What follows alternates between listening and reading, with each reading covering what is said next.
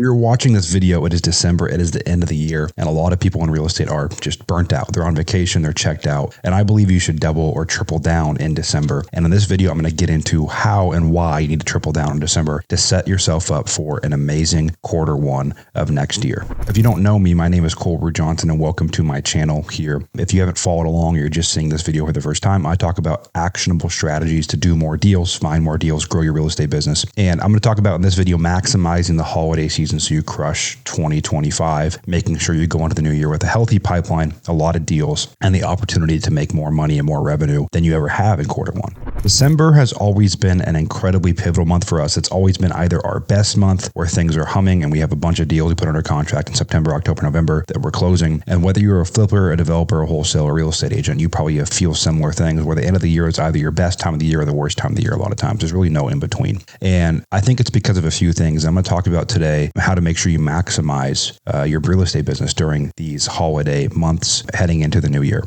Well, the cons of this time of year are you're typically going to get fewer leads. You're going to have lower contact and appointment rates, meaning you're going to be going on less appointments and you're going to be talking to less people. Even the leads you do get, it's going to be harder to get hold of a lot of the times. And you're going to have fewer conversations and you're going to be making fewer offers. That's just kind of the way it goes. The pros are people are in reflection and decision-making mode. And they're preparing for the new year. They're setting New Year's resolutions and they're starting to plan for their next step. And a lot of times that could be selling their house. And that's where you come into the story.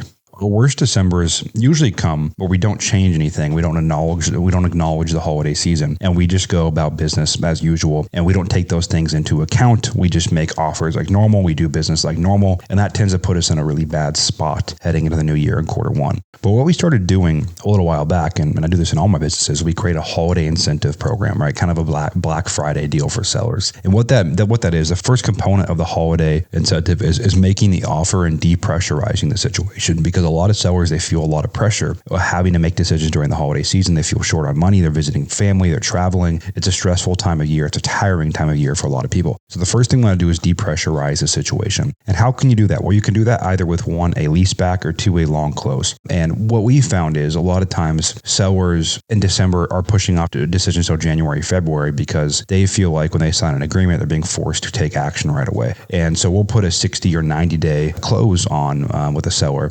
And more importantly, you put 90 days or sooner or 60 days or sooner. And we'll work with a seller on a 60 or 90 day or sooner timeline so that when they do get to the end of the year, we can help them understand that, hey, even though we're signing an agreement today, you don't have to move out of the house tomorrow. That's a longer close. And a lot of times you'll be surprised people still close on a 30, 45 day timeline. The second piece is a lease back. And you can negotiate a lease back. Obviously, if you're wholesaling it, the buyer has to be okay with it. Or if you're flipping it or developing it, you have to be okay with that. But that's when you close on the property, the seller gets most of their money and they live in the property for a month or two. And you do hold some of the funds in escrow. But that's another way to depressurize the situation so they don't feel like they have to move out and go through all these hoops during the holiday season. The second thing is the cash incentive. So now once we've depressurized the conversation, we help them know that they don't need to make a decision to move out of the home today. What we want to do and what we want to focus on, giving them an option for a cash bonus. And what we've done historically, and what I think really works really well, is during this December time of the year, giving someone a $3,000 to $10,000, based on the size of the deal, $3,000 to $10,000 cash bonus at closing for signing an agreement during December. That sets you up to close on that property in quarter one or at the end of December if you're putting deals under contract at the beginning of December. But it gives you I'm filming this on December 13th, so it gives you half the month or 12, 15 days if you're watching this video to give sellers the option, hey, if you do take an offer today, we're going to give you $3,000, $5,000, $10,000. And you don't want to add that to the agreement. You want to put it in the agreement. You don't want to add it to the purchase price. You want to make it literally an incentive that shows up on their HUD statement as a bonus, an incentive of some kind for making a decision during the holiday season. So depressurize the situation with long closes and leasebacks and make cash incentives. And then third is you can do on-the-spot bonuses, or if you're on an appointment, you can give them $1,000 cash if you think it's going to be a great deal as soon as they sign. It's riskier, but if you have a big potential deal and you have some reserves, giving someone $1,000, $2,000 cash to sign an agreement can be another lucrative incentive for them to make and take action with you. So that's the kind of Black Friday holiday incentive. Now I want to talk about maximizing your contact rate and adjusting your schedule. And what specifically do I mean by that? Well, what you'll find is during the holiday season, it's harder to get a hold of people. And so what you really want to do is you want to maximize what I call high contact days. And that's the pre and post holiday days. So December 23rd, December 26th, December 30th, January 2nd and 3rd. The days before and after major holidays, I think are amazing days to be on the phone, dialing, going on appointments, and making yourself